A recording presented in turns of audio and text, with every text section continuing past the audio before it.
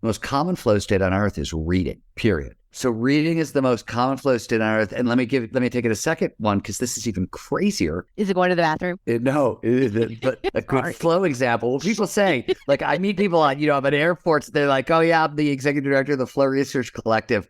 We're obviously an organization of plumbers. So, okay, bad joke aside, the second most common flow state on earth, and this is early research, I don't know if it's still true.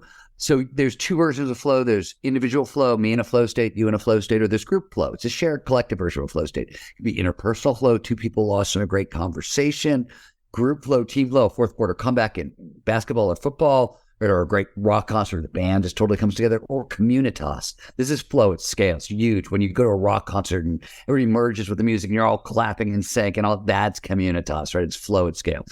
So the most common, besides reading, is interpersonal flow, two middle managers in an office environment having a conversation at work. They get so sucked into the conversation that a couple hours go by. So neither of those examples, as you can imagine, involve artists or athletes. And it was so hard until we got a language around it, until we got all the neurobiology, until all this stuff came up. It was flow, a mystical experience. That was the first question I looked at in my very first book on flow. I was talking to surfers and they kept saying, yeah, every time I'm in a tube, I become one with the ocean. I just one with the ocean, which that just sounds like a wild ass mystical experience. And today we can talk about these things out loud. Go back to the 80s and 90s and try talking about among serious people, right? You're just going to get laughed out of the room. But Dr. Andrew Newberg, my first mentor, had just done the very first brain imaging to image Tibetan Buddhists and Franciscan nuns during ecstatic meditation when the nuns would feel one with Jesus' love and the Buddhists were one with the universe.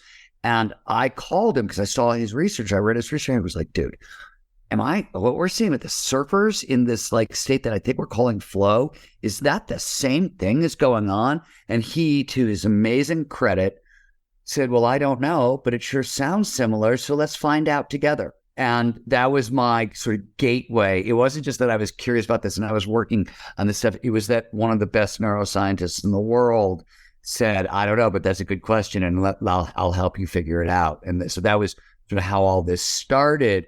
I've spent my career around the quote unquote the most exceptional and extraordinary people who've done the impossible, right? That was my focus, is how did it happen? Flow was always part of the equation. So I've met all these people who have done the extraordinary. None of them, not any of them, started out extraordinary.